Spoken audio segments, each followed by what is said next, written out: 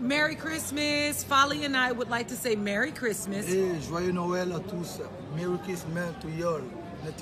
Okay, now what did you just say, Folly? Can you please teach me French? Because I don't have any idea what you just said. I'm going to teach you French. All right, teach me. And joyeux Noël à tous. What? Joyeux Noël à tous. What? Joyeux Noël à tous. Joyeux Noël acoustic. Okay, I guess I'll just teach him English. Bon, dis je vous aime.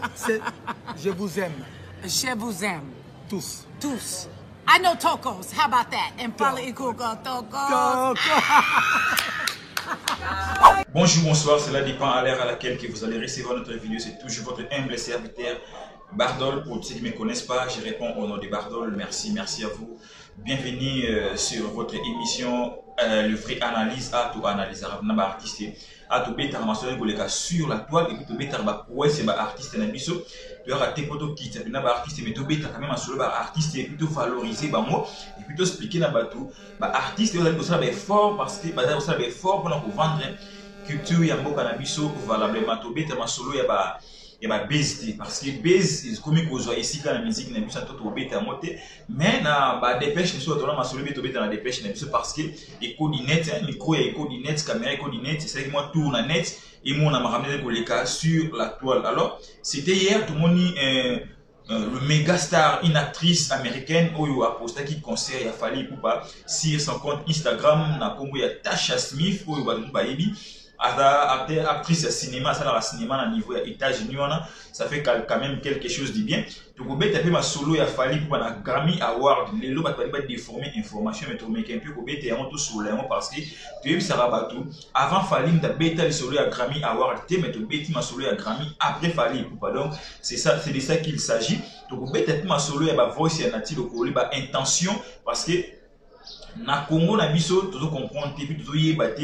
Est-ce que tu as dit que l'intention de côté là à côté là on peut prison d'ailleurs vous avez mal intentionné de côté là on déjà prison d'ailleurs vous allez battre moi sur la toile sur le lieu public ils ont fait infraction dans mode tomber tellement son amour tomber tellement sur le cas général les artistes congolais vivant à l'étranger na wa na mboka na biso to bete yango après notre générique. Merci, c'est parti.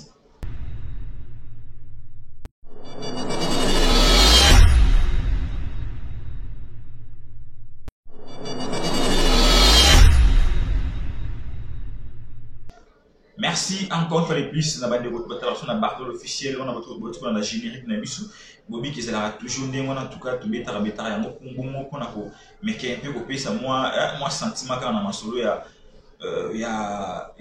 musique ya mboka na biso et tout voilà. Alors déjà ça au côté au bout de la vidéo na biso la première des choses il faut liker vidéo ceux qui n'ont pas s'abonner il faut s'abonner pour ça la paie bien. Après avoir écouté la lecture et la vidéo et analyse na biso tika commentaire na yo et ça la biso pe malamu parce que ba commentaire na bino na ba like na bino de ça la biso vraiment plaisir à toi. Alors il faut que benga baninga nous allez ba abonner na chaîne na Bardol officiel té ba na ko s'abonner pour élargir la famille à Bardol officiel et que ça la biso vraiment quelque chose de bon. Wana bomoni déjà la première des choses na omeli na biso to beta masolo ya Tasha Smith qui est l'ami de l'artiste Fally Ipupa depuis longtemps Tasha Smith azapna ami ya Fally Ipupa basolana Fally ba sekarana Fally ba beta masona Fally en tout cas azali ce n'est pas pour la première fois tout le monde Tasha Smith a validé quelque chose de l'artiste Fally Ipupa. Il y a des concerts que l'artiste Fally avait joué à États-Unis à l'époque. Tout le monde a présent c'est Tasha Smith na bolukeno image mo ya Tasha Smith na fallait apprendre Tasha Smith lingala ndenge ba suitaka ba congolais joyeux Noël na lingala azola ça en tout cas c'est une amie de l'artiste Fally Ipupa, j'allais dire veuillez m'excuser, c'est une amie de l'artiste Fally Ipupa depuis longtemps. Alors tout le monde a posté concert ya Fally Ipupa na Instagram na ye aza déjà na combien de personnes na Instagram na ye. En tout cas c'est très important. Tout le monde a artiste congolais, artiste étranger va valider parce que pour valider artiste Fally Boye, ils allaient qu'au fond la paix au dimanche audience il y a artiste Fally Ipupa. Ça c'est une très belle chose par rapport il y a notoriété il y a artiste Fally Ipupa surtout dans les artistes avisera beaucoup plus les colos. Tasha Smith a une affaire il y a 1,9 million de personnes qui ont un compte Instagram. 1,9 million Oyo Balanakaye sur son compte Instagram. Alors, c'était hier où avait déposé l'image de Fally Ipupa. Cette image, je ne sais pas, ce que vous avez bien. C'était hier qu'avait posté l'image de l'artiste Fally Ipupa. Il y a stade artiste Fally Ipupa. Donc, Banda a tiré un discours et ça déjà 12 heures. En tout cas, ça c'est quelque chose de bon. C'est quelque chose de bon. Bravo à l'artiste Fally Ipupa. Alors, artiste congolais belé comment utiliser compte Instagram na bango, compte Facebook na bango et puis voilà. Ils enregistrent pour vendre image artiste. Ils enregistrent pour véhiculer message aux artistes. Ils enregistrent pour dans le monde qui musalanga na salaka yango.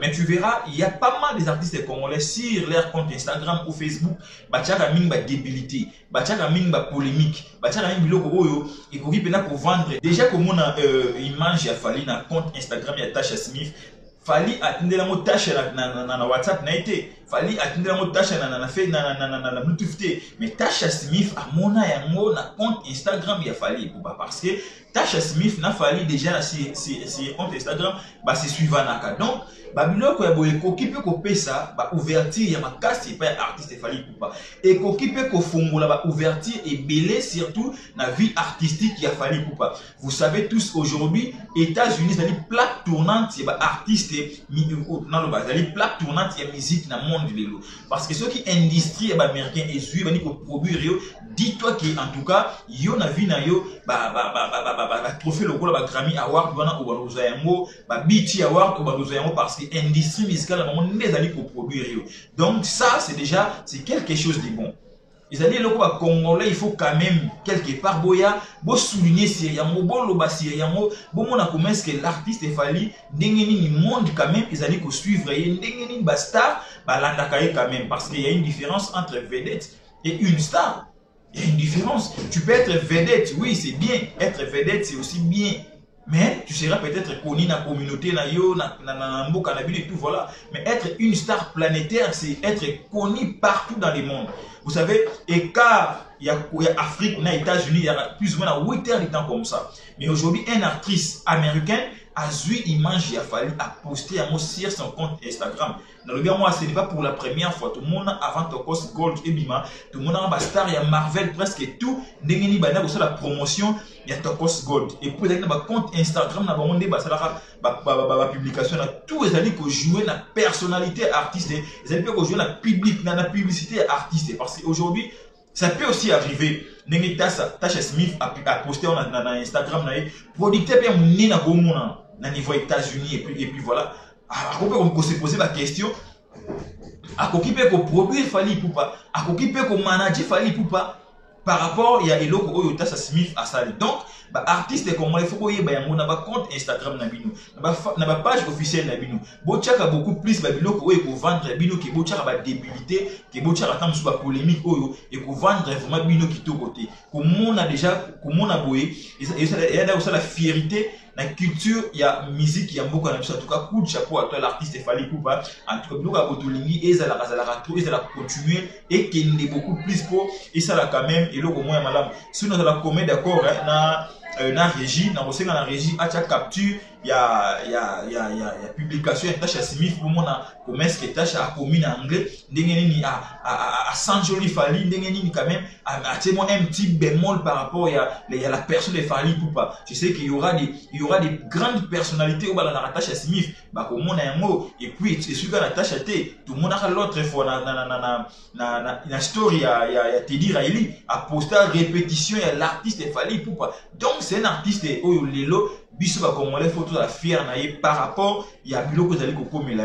Si aujourd'hui ba Pepe Kale ba Taboulé bazala ba grand par rapport il y a musique na bango bazala ba grand par rapport à biloko musuti Taboulé atika jamais kotonga école na ki Taboulé atika jamais kotonga hôtel moko ya munene na ki Taboulé atika jamais kosala kotonga industrie musicale na ki Taboulé atika jamais kosala loko moko ya munene oyo kotika leto ba que non Taboulé atika loko boy mais loko atika so ya munene zali parcours na ye musique na ye o ya beta marama c'est la musique à Congo né c'est la sorte de Taboulé azala grand.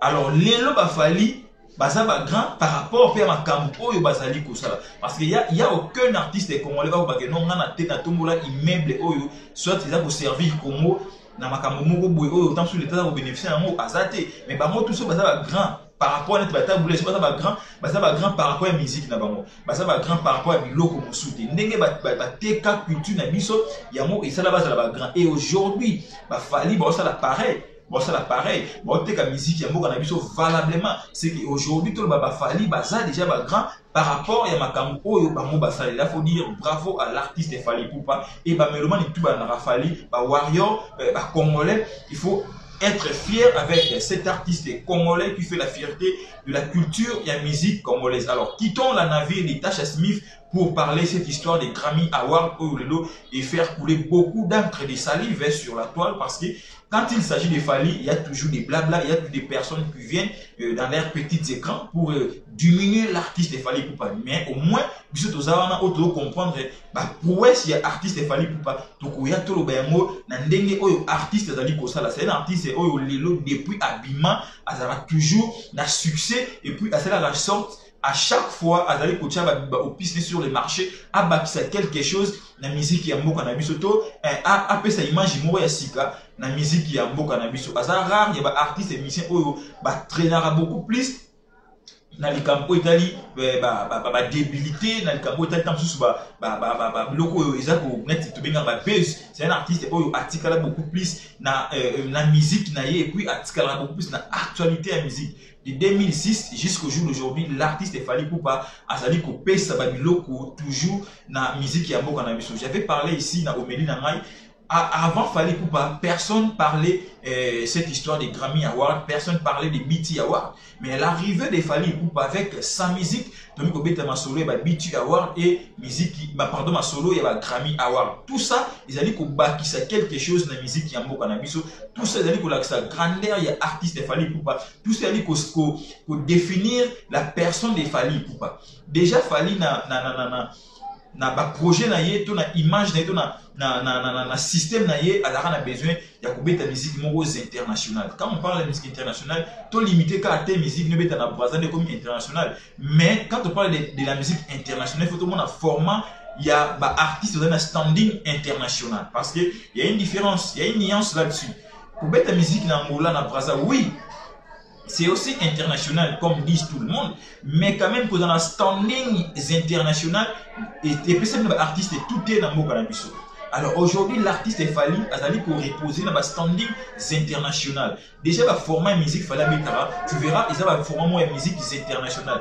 Même Bachaton Rumbanaye, même Badze Monia Tokos et Batokos et Tokos de Tokos Gold, vous allez constater c'est un artiste en tout cas Azali a standing international. La manière dont l'artiste est à Vivaka, la manière dont l'artiste est à Salah Maramnaye, tu verras ça c'est un artiste international. Alors je parlais tantôt de cette histoire des Grammy Awards.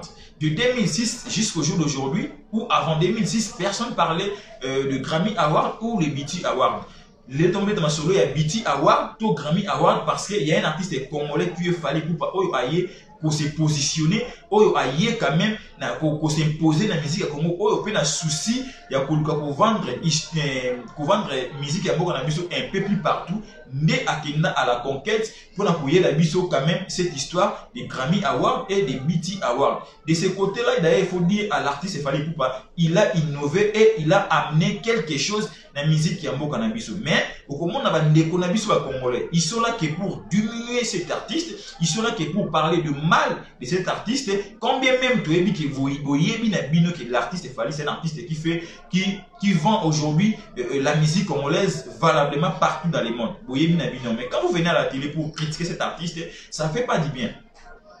La vidéo vous allez critiquer Fally Ipupa et pour servir na ba progéniture au baboya ba yeba na année ni na to na ba année oyo nini oyo ba artiste congolais quand même ba sala ki makambu ya malonga. Mais quand vous venez à la télé pour nier ba il y a artiste Fally Ipupa, vous pensez que vous allez suivre cet artiste? Non, vous allez boma toute une génération oyo ko na simanae. Alors pour valoriser tout ou pour donner l'espoir la génération il faut quand même pour reconnaître c'est ma casse na 5e génération. Mais quand vous allez arriver il y a accepter un mot ils n'ont pas si pour comprendre avant miso. Donc c'est un peu ça. Grammy Award artiste Fally Ipupa, oui l'artiste il était invité, invité avant ndenge pe aza invité lelo avant azalaki invité na producteur na David Monso eza na mon normal c'est parce que David Monso na omeli na yeto na histoire na yeto na esprit na ye azalaki na besoin baza na artiste mo baza na star et non baza na artiste c'était ça tout na star qui non artiste. Donc c'est ça et loko oyo David Monso na concept na bango na fali ndenge balingaki makambo ezala tout le monde a bango déjà 2006 2007 2010 déjà 2011 balaki déjà na Grammy Award na tapis rouge wana. Alors déjà à l'époque fallait prendre des photos avec Batuloro à Ashanti. À cette époque, Ashanti a vraiment une superstar à l'époque, succès à Kosaranate. J'espère qu'il y a quand même na cérémonie où on a dit maître il y a cérémonie na Grammy Award Fali Azalawana. Mais pourquoi à l'époque cette histoire est ça polémique makas de nenge et limi et ça lelo. Ils ont fait sa polémique et pas nan et pas fils donc na digne fils du pays. Oh bah il y a la polémique sur cette image de l'artiste Fali Ipupa na Grammy Award. Alors parce que comprendre nous surtout d'aller jouer quand même na image et culture ya mboka na biso. Quand vous venez nuer exploit ya boye c'est que vous allez nier pe grandeur et culture ya mboka na biso. Or ils allaient moment oyo lelo chroniqueur na biso analyste journaliste lobilaka ba biloko ya boye oyo tant avant et salama quitté mais après et bandi pardon après et salama raté mais avant et bandi ko salama. Quand je parle de avant tout le monde est arrivé il y a 5e génération. L'artiste qui bel et bien invité na Grammy Award parce que artiste a tissé ba relation il y a bien na ba grande personnalité surtout na niveau des États-Unis a vraiment tissé ba relation ya malamu lelo pona Fali azala tant mususu et invité la Grammy Award tona BT Award et ça te Fali asala ki texto a komeli bango na ba téléphone na bango que non na za ko mo bensanga non tant Fali azala invité to azala ki sollicité na BT Award et qui juste par rapport à la musique na sala musique de quoi oh babeta na triste de charismatique donc misala ya Fali nde sala en sorte Fali azala na ba musique ya ndingwana ezate tant mususu na kitoko na ye to posone nini za misala na ye nezali ko sala en sorte que Fali babenga musique ya ndingwana. Vous pensez actrice lokola Tasha Smith azui image ya Fali a posté na Instagram na ye artiste et star et belé producteur et belé côté film côté musique o landara Tasha Smith na Instagram na ye komona yango ripe ko solliciter Fali par rapport kaka ya vidéo wana. Donc aujourd'hui Fali azali ko tisser relation moko ya kitoko na niveau wana. Donc ozala ya Fali na kati ya Grammy Award to na kati ya cérémonie wana ce n'est pas pour rien Fali a foutu bien na été dans sentiment akende kokanga ba photo esika wana afuti yango te eza parce que azwaki invitation bengi akei pour se présenter na Grammy Award. Fali azali artiste lokote ou ceux qui azwi tam sous invitation mo ndenge wana aleka na TV alobela yango alors ko sala yango te bato ko sala yango oyo tam sous mbane ya liboso azwa invitation ya bongo mais Fali déjà azwaka ba invitation ya bisika moko ya minene. Tout à l'heure bote kotala ye na soirée qui pembe oyo pe écrit qui beaucoup d'encre et de salive par pas détracteur. Donc c'est que Fali azam mutu oyo lelo tango azwa ba invitation ya minene akoki koyaka te na TV alobelango parce que est commis déjà répétitif. Mais un artiste comme oh nanu tamsu azwa ba invitation ya bongo te akoki koya koyebisa na bato ke non tala na okende place tel pour quand même jouer pe na personnalité na poto et jouer quand même na promotion to na publicité. Mais aujourd'hui Fali tout monde na ye déjà na babisika moko ya danger donc azali sous te na niveau ya koya ba pesi invitation mo ya bongo aleka na TV allo bakeno donc il a Grammy Award babengisinga et tout voilà azana ba possibilité en TP azana tina na mote ko ata soki ya sali yango bino bokoya bokobengi toujours complexe parce que congolais nanu azo eloko ya lingarati donc on a congolais azona eloko ya lingarati il faut pour surprendre congolais ya on Fali à surprendre biso mutu moko tayiba ke Fali a kozana Grammy Award comme invité mutu moko tayiba ke yango tant tout le monde va photo sur la toile de comprendre que non Fali azalaki na Grammy Award surtout toi apprécier yango en tout cas toi apprécier comme on a un artiste congolais oyo asali batan ebele oyo badi musique na kibinda ko ayi na tala latin ayi na groupe quartier latin et puis tout le monde ayi na ba instance ya bon ya ndimo en tout cas baki bravo à toi l'artiste par rapport ya makambo azali ko sala parce que musique inde ebendi Fali esika wana eza bilamba na été eza ba griffe na été eza ba mituka na été eza ni oyo afana raté mais musique oyo esalaka personnalité na yende c'est la sorte que le Fally azala invité na musique ya ndenge wana na Congo il y a pas que artiste Fally Ipupa. Nous avons beaucoup des artistes talentueux dans mboka na biso bossa musique kitoko mais pourquoi bazwa ba chance OT? Pourquoi bazwa ba chance OT? Ce qui peut-être na ba relation. Il y a des artistes congolais oyo baniata États-Unis avant Fally Ipupa mais pourquoi bazaka na ba chance OT ya komona ya kozwa invitation oyo? Tout à l'heure une fois Kerry Winston bazali à mosi ya Serge Ibaka mosi nakala albatuna e na Congo ba artiste nyo yebi atanga Fally Ipupa tout court. Pourquoi atanga Fally? Parce que bakuta na Fally na ba bisika moko oyo ba artiste congolais mingi ba yakati. Donc Lelo Fally c'est un artiste oyo déjà atisaka ba relation ya malamu na ba artiste international. Donc ce qui Fally azana Grammy Award, ezaki pona sentiment te, ezaki pona azwaki invitation et puis azana ba carnet na azana mamne belé oyo akoya pe pour ça la main, akoya te pour décevoir bateau à bénéficier na cérémonie on faki azala en tant que superstar quand même ba comprendre que non Fally Ipupa azana to éviter ni ozali ko bongisa na futur ya artiste. Et loko nyonso oyo basalaka ebongisaka quelque chose na futur. Fally akosala le monter en 20. Donc comment na yewana on ne sait pas, ils allaient projeter nini, ils allaient bongisa nini. Mais dans un premier temps, il faut dire quand même bravo à l'artiste qui toya quand même tout le kato suyer image artiste Fally Ipupa. Alors tout le monde va tuer va poster des Grammy Awards, il y a Nekonabiso Momi Azwa ce qui régit la comédie d'accord on a attiré cette photo il y a Momi Nenge batela des Grammy Awards oyo Azwa. Nous on dit bravo à l'artiste Momi d'avoir décroché des Grammy Awards. Mais tozali les sous bato oyo ya kala teta sous bouiller la information to bobé à mon on a ça pour autant vérifier. Nous devons quand même vérifier certaines choses ou certaines informations oyo ba la rabiso. To fandi biso na bino awa to monaki to mona ba disque d'or et belé na komona biso ba disque d'or certifié. Vous voyez un peu, tout le monde va disque d'or et belé. Mais au fur et à mesure, technologie de Coca-Cola, tu vas comprendre que le disque d'or et belé et pésamment na Congo, ils allaient ba disque d'or presque ils allaient à mafioso, ils allaient à mafia. Tout le monde a un plus loin un artiste congolais comme Koffi Olomide de nier un compagnon la Snap, vous allez vous dater, ils allaient vous dater depuis 100 ans. Mais Koffi Olomide a nié un mot. Mais toqué sous plus loin que mon disque d'or nae, bah comment Snap na katuana. Vous demandez que les artistes congolais vont vivre quand même dans ignorance. Et au jour d'aujourd'hui, ils ont image d'information. Il y a Momi Azwa Grammy Award. Bravo à Momi. Tout le monde peut y poster sur son compte Facebook ou sur son compte Instagram qui n'ont Azwa des Grammy Awards. Alors, tout se poser la question. Tout le monde a des Grammy Awards.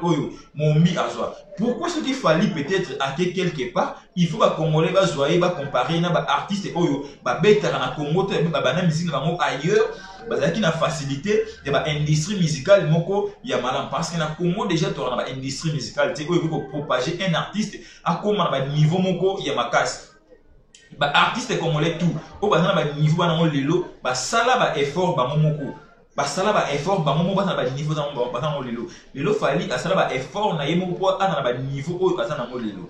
Donc to comparer Fally te na ba artiste ba botami à l'étranger ba bénéficier ba industrie musicale de ba pays wana et sali ba mo ba lelo to comparer na artiste oyo tamsu abani musique na ye na ghetto ti lelo azala oyo ya za lelo. Déjà ba comment ba dans l'esprit on so Fally peut-être alors ça lelo comme faut ba bendela ye Momi ba bendela ye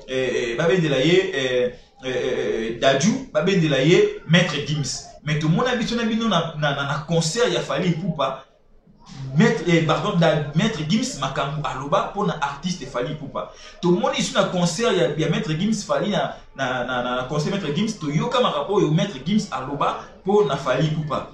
Alors a souligné phrase moko ba non, il est l'artiste congolais qui a réussi ya ko buka barrière. Maître Gims a yebi yango na lobango déjà Maître Gims ali mwana ya un artiste congolais o yebi ba limite ya musique congolais esukaka mais Fally a suité un ko buka barrière wana. La personne qui a dit ça c'est Maître Gims o ba congolais belé ba nga ko comparer toujours na Fally Ipupa. Et au jour d'aujourd'hui to moni Momi a commis sous comparer na Fally Ipupa parce que Fally a apparaître na Grammy Award. biso to accepter to beti maboko mais to se poser question est-ce que tu vas comparer Mombi de Fally Ipupa parce que Mombi a eu chance ya robota na Suède a eu chance ya ba musique na Suède a eu chance ya robota na industrie musicale aux alliés quand même internationale pour teka quand même artiste na ba norme internationale qui Fally Ipupa. Est-ce que tu compares bango a eu chance ya que les États-Unis sans pour autant aya na Congo mais malamoko États-Unis c'est à peine Mombi a commis ko ya na Congo. C'est à peine on na Congo ceux qui azoba Grammy Award c'est parce que instance où géré qui est et c'est la sorte qui Mombi azoba Grammy Award au bino bolakisi biso avant tout ça là recherche na biso mais bino bolakisi que non Mombi azoba Grammy Award tout le bien bravo na Mombi ndenge azoba Grammy Award mais avant tout ça la recherche na biso et ça la passe des fois ndenge bino le comprendre que beaucoup qui sont jamais qu'on comparer Fally na artiste congolais ou bazali ko évoluer na Congo parce que déjà Fally il a comme une grosse pointure oyo lelo azali ko mériter ba comparaison na ba artiste o bazali banda c'est bravo parce que bino vous comprendre yango parce que tant que comparer déjà Fally na Mombi botiki ba Koffi Olomide awa botiki ba Ferré botiki ba JDT botiki ba Bill Clinton botiki ba Weranson botiki ba JB mais bokeimba na moko na comparaison ya Mombi qui non Mombi aza des Grammy Awards to lingi ba artiste oyo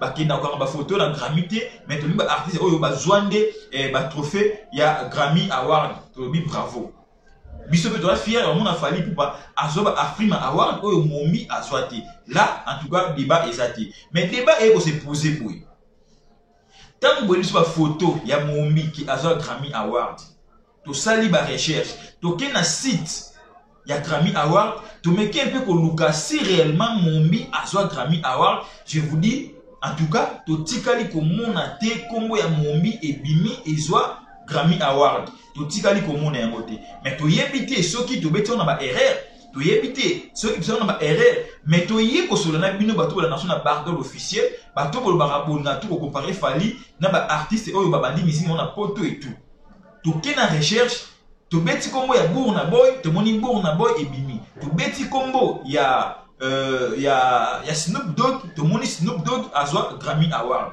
to beti kombo ya Chris Brown to moni Chris Brown azana Grammy Award to beti kombo ba star et belé to moni bazwa ba Grammy Award mais comment est-ce possible kombo ya Mombi ezobimati et puis total en ba photo oyo Grammy Award akamara ba bato azwa ba Grammy Award nanu to on a photo ya ndenge on a te Mombi akangi na Grammy Award na asimbi yango to ata image ya publication oyo Mombi ba pesa ye Grammy Award or ba cérémonie wana et c'est passera toujours na salle moko bozo pesa ba la remise mais image ya Mombi ezala pipo Mombi azwa Grammy Award image ezala raté or lelo ba biloko tout et kendaka na ba image nango mais photo pe ya Mombi to mona ke non Mombi asimbi Grammy na yebo apesi boye ke non jour à cérémonie ezati to luki ata to mona photo Mombi asimbi Grammy boye qui Grammy boye Mombi azi to moni ya moto alors tu ko senga na bino bato za mine Europe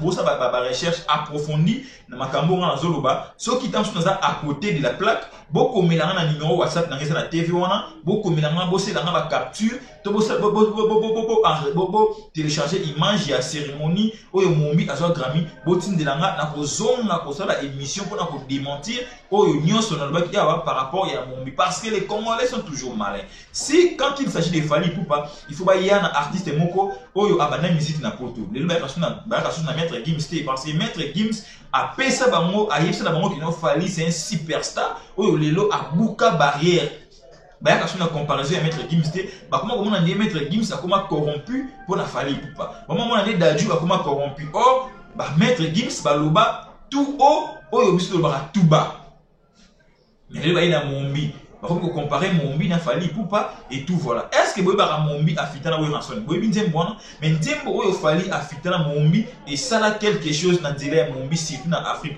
Donc débat est ça. Mais pourquoi quand il s'agit de Fally Ipupa il faut Mombi aya et tout Mombi est possible là y a mon tweet non c'est na Mombi boy.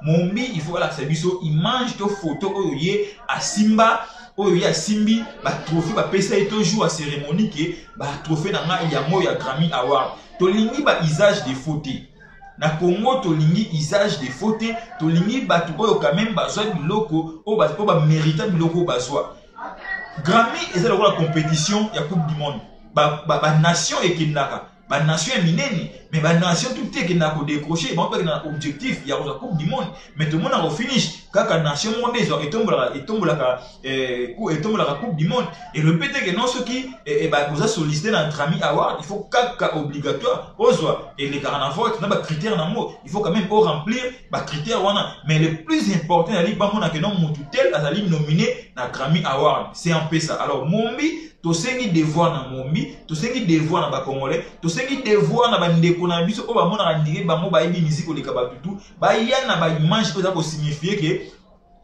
Mombi azwa vraiment Grammy Award na ba norme o ne ba tutu bazwi là en tout cas ba ila biso et ko ça la biso plaisir ya trop to koti ya modou te mais to na besoin de mona Grammy Award ya Mombi o ye asimi parce que Congo na ba usage des faux to linya on li souti na otiko ba mpa tokosamaki trop de 2005 matati na banona kuna tokosamaki trop na musique na biso il y avait que peu de artistes congolais bana ko ba vérité ba fake une question réminaire bana ko ba vérité o eza mais presque bango tout bango utiliser ba langage moko ya lokuta alors to lingi usage des fautes to lingi quand même makambo oza ko salama ozali valable o pena que non batu bazali ko mériter to moment fallait pour lelo na histoire ya musique ya Congo pour na ba disque d'or certifié c'est l'artiste fallait pour ne aye nango pour na no single d'or certifié c'est fallait pour pas alors to limiter bateau bazona ba usage des faux aux yeux sali OK ba sali lio et loko mo na niveau ya internet ale comment ko tambola na ko la biso ba Congo to ba to accepter quelque chose malamment to accepter non dans la génération oyo to quand même pour ça ba recherche il faut biso tout on doit apprendre tout on doit apprendre dans Android to continue ba site tout ba si réellement artiste tel oyo azwa Grammy ou disque d'or vous avez un site, il y a Snap, beaucoup de gens qui ont artistes qui ont dit que Snap, il y a qu'il fallait pour pas. Point barre. Mais de côté, dans site, il y a Grammy Award, to tikali comme on a été, combo, il y a Mombi, Azwa Grammy Award. En tout cas, Mombi na Congo, to limi makionati. To vivre na makiona, trop na mboka na biso, mais époque oyo, to limite na makionati, to limi batubaye la biso, ba makambu, oh, ils a vraiment. Ils ont vraiment au plus de monde maintenant oui artiste oyo na anetel azwaka Grammy Award en tout cas ma qui on a tout ligné à moté tout ça c'est parce que l'artiste est fallu pour pas apparaître dans la cérémonie il y a Grammy Award en tout cas c'est pas normal que mon un artiste comme Mombi à côté de la polémique bête ya Congo à ça la biloko oyo bande ko na biso ya Congo ba sala parce que les Congolais sont toujours comme ça les lo fali a comme ko faire vivre jeunesse est belé au travers boulot na bango c'est que en renverser histoire il y a journaliste par rapport il y a existence il fallait pour pas le Canada TV va bien faux chanteur mais faux chanteur wande azo réussir cause biloko ba vrai chanteur ba ozwati faux chanteur wande azo réussir ko ça ba tourner africain ou ba vrai chanteur ba ko ça la té faux chanteur wande lelo tout le monde ba trouver ba Paulette qui monte une dame où avait un solo il y a le mingi beaucoup plus en politique mais il a accepté qu'il fallait être meilleur à mériter pour l'ambassadeur au moment où tout ce qui va quitter ça fallait pas donc fallait na cause la naie en tout cas épaissi devoir na makambo rebelle. Et aujourd'hui, je peux vous rassurer, c'est l'album de Fally pour parler de ça, la sorte qui, je ne sais pas comment détracteur il a fallu, oh le va comprendre que non cet artiste là, azat na produit oh ba comment va protéger, mais loko là, bazali ba fan, il y a artiste moko songolo ya mboka na biso aujourd'hui Fally alors si face et ba congolais tout qui est azat capable ya ko renverser na ba kulutu na ko ba sala musique lobby, tout lobby te que ba sala mo mabe, mais ba kulutu ba respecter époque na ba mo ba sala succès. Bakulutu ba respecter tant na bango ba sara succès mais bakulutu pe il faut ba yeba que non époque oyo ils ont la jeune génération oyo yé quand même et ça la musala nango malam bango pe il faut ba respecter ba leki na bango bakulutu ba ote ko imposer rythme na bango na époque oyo ba leki parce que les adultes doivent craindre la force de la jeunesse parce que jeunesse c'est une composition, il y a continuité, il y a avenir en boka. Sans jeunesse, continuité est aujourd'hui les Papa Wemba, les Kofi Olomide, les Manois, tout le monde là, bah cause à la fière, il y a comme une continuité, il y a progéniture parce que bango basala ki chemin kitoko bango bakutaka bato basala ki chemin na troisième génération ou deuxième génération, troisième génération, quatrième génération et aujourd'hui cinquième génération il faut assumer musique oyo papa salaki et avec baza ko assumer avec ba modernisation. Aujourd'hui cinquième génération baza quand même la chance ya ko moderniser musique na biso ya ko vendre rumba na biso autrement ndenge ba père bateka ngo ba père bateka rumba na bango na ndenge na bango pe na lolenge na bango mais aujourd'hui cinquième génération eza ko teka rumba na biso et puis eza rumba moko moderniser. Aujourd'hui c'est tout le monde qui veut chanter à français. Ba yema na français ayi ki taboulé ayi madembo lokola marabout d'Afrique. Ce soir sur la rivière petite lumière. Ils ont chanté en français. Mais il y a en français, oh, il y a taboulé. Mais aujourd'hui, il y a le français qui est en France. Il y a des textes. Oh, il y a en France, il y a pays et le français. Et le but est que nous en français, français, on a dit,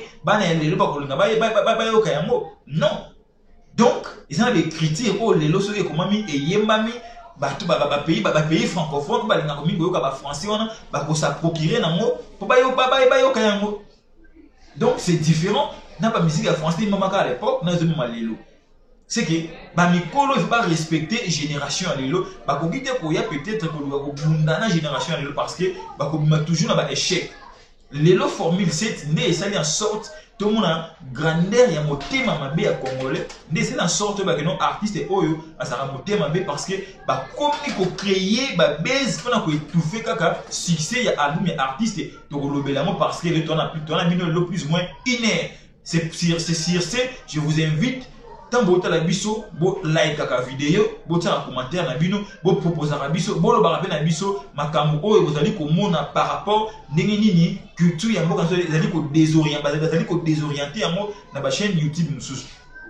Je parlais tantôt de cette histoire de Fally Ipupa de son album Formule 7 oh, tout le monde a d'accord on a succès dans mot a tenu 31 chansons 31 chansons tout ezali à la portée de tous les Congolais bazali ko yemba yango ba chanson moko to ali comment ndenge nini TikTok ezali ko pela moto ba nzembo Fally Ipupa sur les réseaux sociaux n'en parlons pas ba page presque belé ezali ko relayer ba information par rapport ya Formule 7 et aujourd'hui l'artiste Fally c'est un artiste assumé et responsabilité bah artiste presque tout il y a Congo au travers l'album Formule 7 tout le monde y a un classement top vente il y a Snap cet album vous allez persister toujours la vente donc il faut dire bravo et félicitations à l'artiste Fally Ipupa. Alors cet album a créé beaucoup de problèmes aux alliés en dehors il y a musique mais bah côté ici à mon musique nabiso chose qui n'est pas du tout normale. Donc aujourd'hui quand il s'agit de Fally, il faut que tout le monde a Momi Baya, il faut que tout le monde a Tebele Bayaya, va comparer Fally na ba artiste na ba va comparer. Mais surtout que plus loin la comparaison, bon moins là que non, Fally a pour risquer un tout petit peu l'icolo na bango parce que ba makambo Fally atteint en Afrique awa, bango nan ba sali amoti.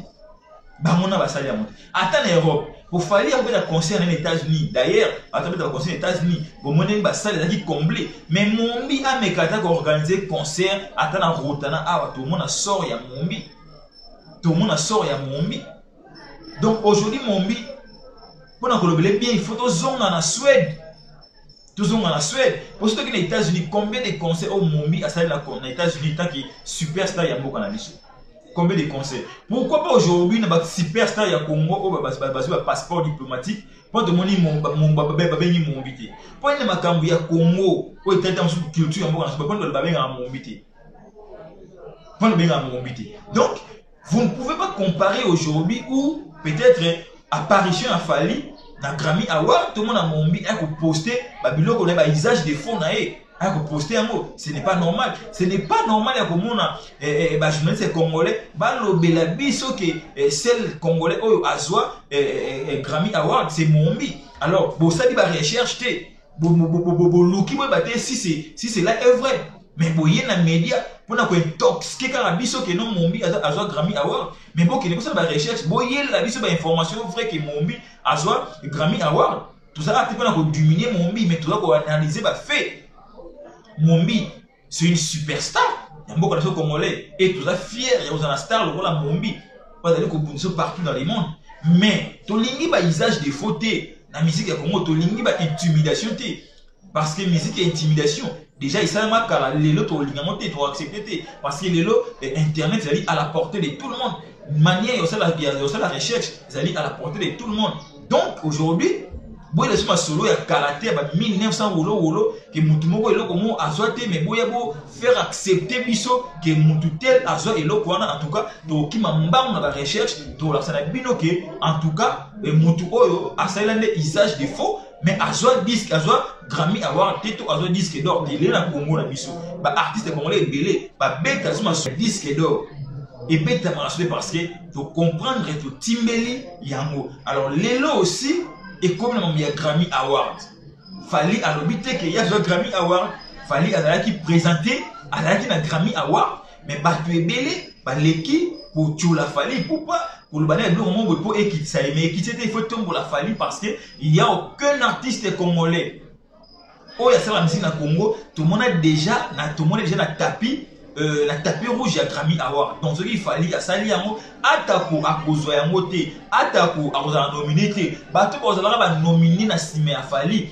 Donc, oui, en tout cas, il y avait un artiste congolais qui déjà a foulé ma pied naïe, a assisté à la cérémonie. En tout cas, à ça la sorte qui peut en ça moi limé à mon na ba congolais qui ba Grammy Award il faut qu'il y a quand même côté quand il l'oni pas mon clipé et moi quand même et ba pourtant super le bureau la sollicité par rapport ya ndenge artiste akenda ko monta elongi na bisika ya ndenge alors ça loana pona ko zana carte il faut quand même inviter tout le monde a ndule award et ça la organisation na mo na salle pona ko il faut dans l'invitation. Même presse, il faut recouvrir l'image, c'est une invitation. Donc l'artiste est fallu à coquille jamais pour sokola, pour la balmen nae, pour gouti nae, à que nous quand photo, capable de boire à ces petits sabbats.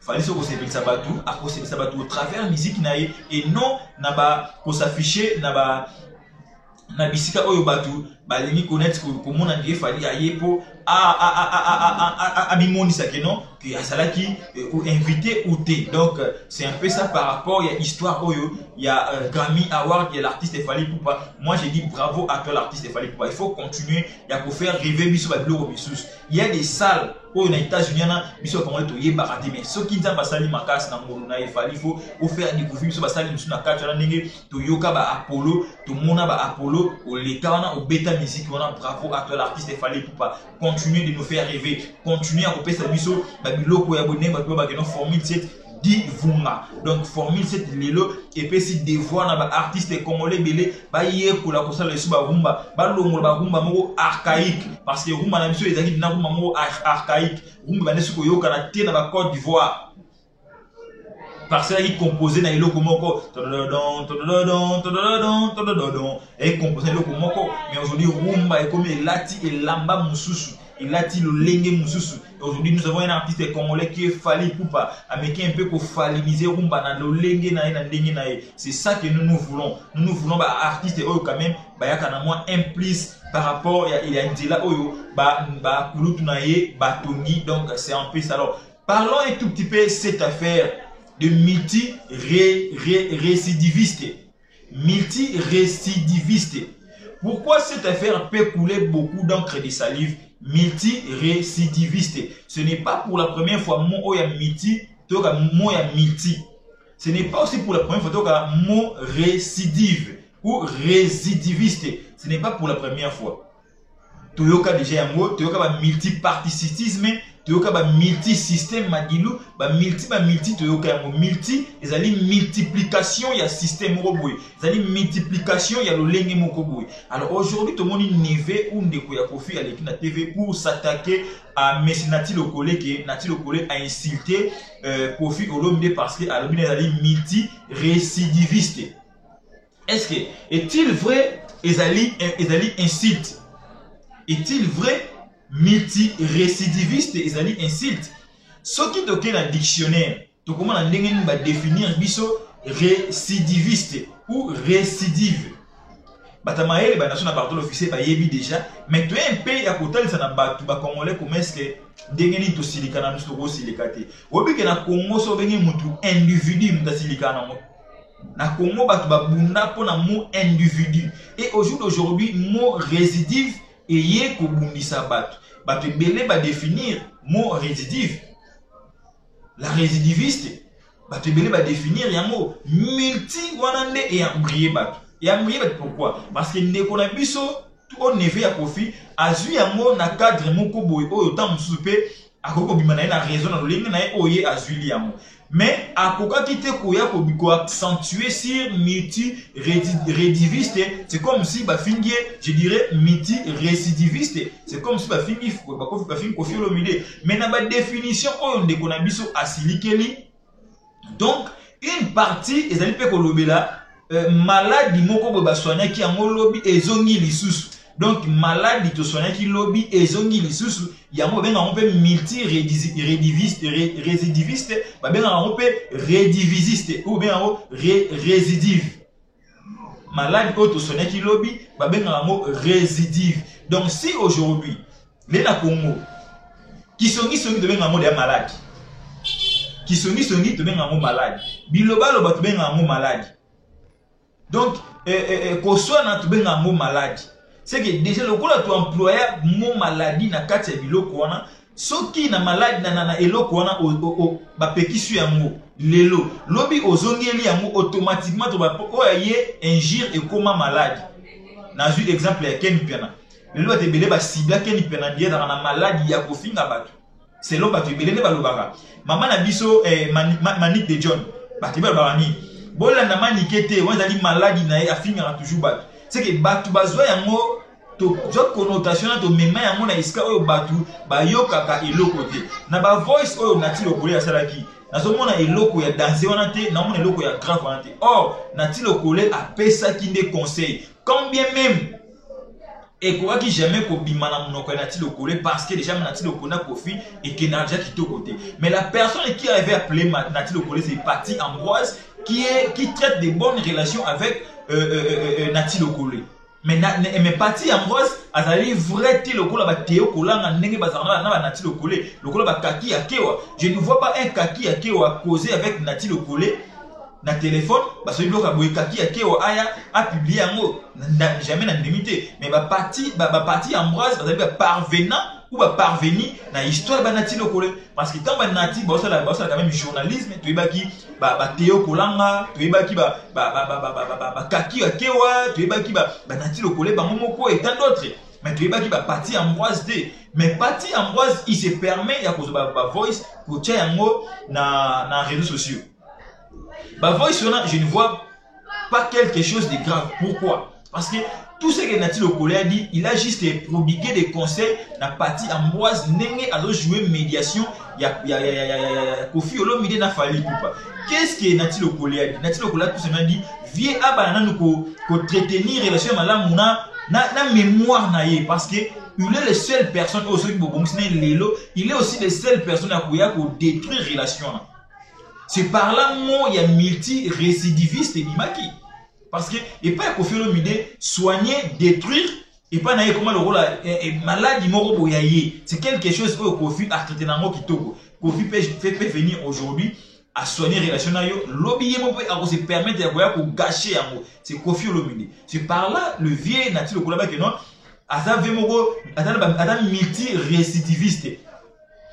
Récidive c'est quelque chose ezali mutu oyo bakangie na mabe baebisi mabe to kangio na ngobo to lito mona yo yango lisuna yango te soki to moni na yango akato ko sanctionner yona soki e coïncide que asali yango lisusu babengaka yi ata to want to bien on komi récidive parce que balobaka yango makambo oyo en cas de récidive to ko sanctionner. Tu as fait ça, oui, on a accepté, mais ne le faites pas. En cas de récidive, tu seras sanctionné. Tout le monde a une équipe de football. Na comment na biso basala ba mobulu to na stade des Martyrs. Tamba komela bango balobara en cas de récidive vous serez sanctionné. Donc c'est que au sala ki erreur moko boye ba traiter ba pesi au conseil ba biso eloko ezonga te mais soki ezongi nde ba benga ngo ba récidiviste. Donc ozongeli yango lisusu et l'autre personne qui lobby mais ozongeli yango lisusu c'est par là mon est récidive et ba pour employer yango. Ils ont été insultes, ils ont été injures. Mais ce qui est une équation dans le cadre injure, parce que biso ba congolais to cha connotation ya batu oyo basala makambo oyo ba pekisie du jour au jour to benga mo maladie net malaria ba malaria mal soigné Trop bien en paix. Et ça va comme récidive. Et ça maladie récidiviste dans nzoto na yo. Donc tout ça qui en lobby, les lois tout ça sur constat, il y a comment on est en.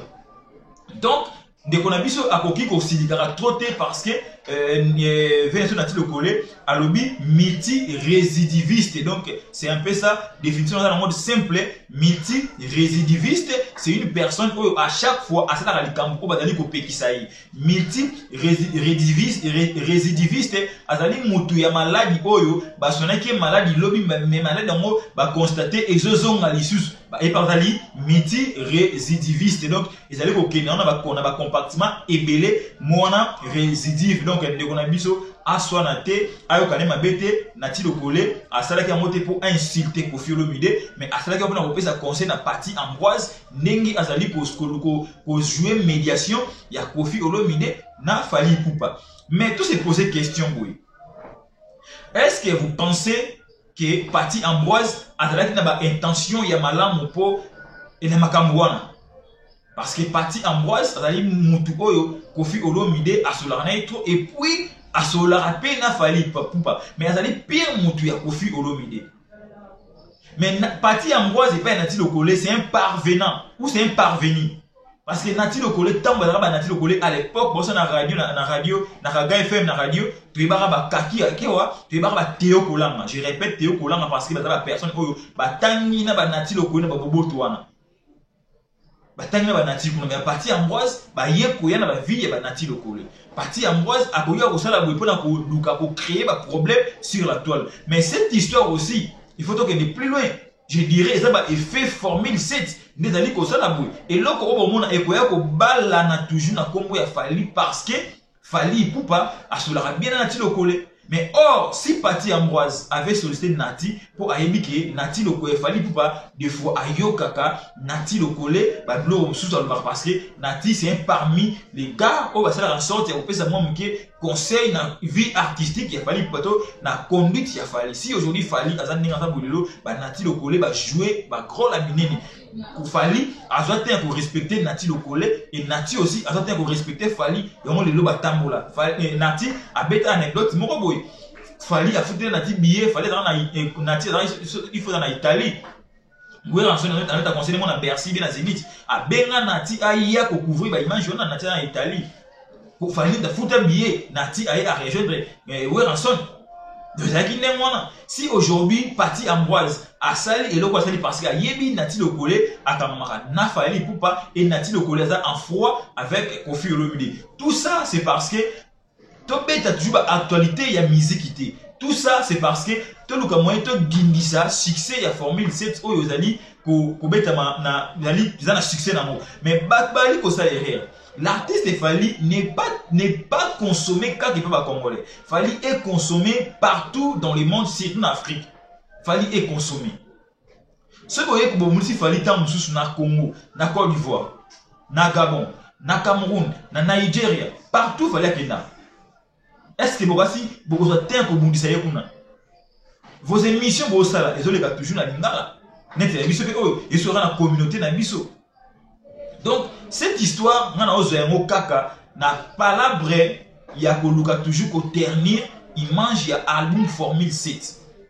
Ya ko ternir image ya Fally Ipupa. Donc, on a dit plan B, ya maramutu ou e bandaki, bandana makambi ya Virginie Manganga, Serna Biso Manik de John, et puis plan B na mo siko ya mo ba analyste ba ko ya ba koluka ba fan de la susu dossier ya Nati Lokole ya multi-récidiviste ba ko fan de la likambo oyo ba voice pendant que affaire ba voice oyo Nati Lokole atikali ko finga Kofi Olomide Nati Lokole a pesi conseil à que plus loin ya koloba kutu vie il fallait qu'il pas azwa image na atia mon page na ye certifié.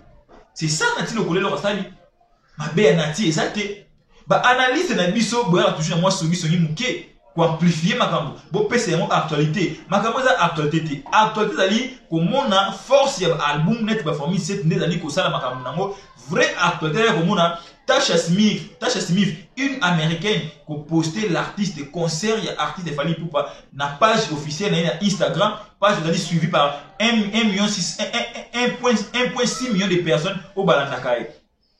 Ce sont des histoires à parler. mais makambo ba voice et ko bakisa nini na musique ya mboka na biso to eloko nini boko loba ko ça la sorte et faire changer et partie Ambroise parce que partie Ambroise a ça déjà quelque chose et arrangé et puis et arrangé na muto atinda qui partie Ambroise déjà papa naie c'est un pari gagné pour lui. Il a fait quelque chose à faire satisfaire Moutunae. Ceux qui vont faire la procès contre Nati Lokole, va faire la procès Nati Lokole à Kosamba à Koloba. Nati Lokole peut avoir moins traité. Azana Munoko. Azana moins traité, Azana Munoko. Et puis Nati a tiré le temps à combo ya Moututi na ba voice nae. Et puis Nati Lokole a celui-là na pire Moutou à Karamana Kofi Olomide. Donc Makambo et l'équipe beaucoup plus kaka ndenge to mona qui a sindi leke na manique na kisinjora. Mais avec Nati Lokole, vous êtes différent parce que Nati Lokole aussi sait parler. Nati Lokole peut aïebi ba droit et puis attendre avocat nae. J'espère à retourner d'abord on peut kuna. Si manique azalaki mapa qui est, c'est parce que peut-être manique a besoin de répondre na mandat d'amener c'est là qui est. Mais Nati Lokole, je pense ceux qui va le mandat d'amener concernant cette affaire, si Nati Lokole a un temps pour se y a d'été, mais ba avocat ne ba ali ba kende ba ko se présenter kuna.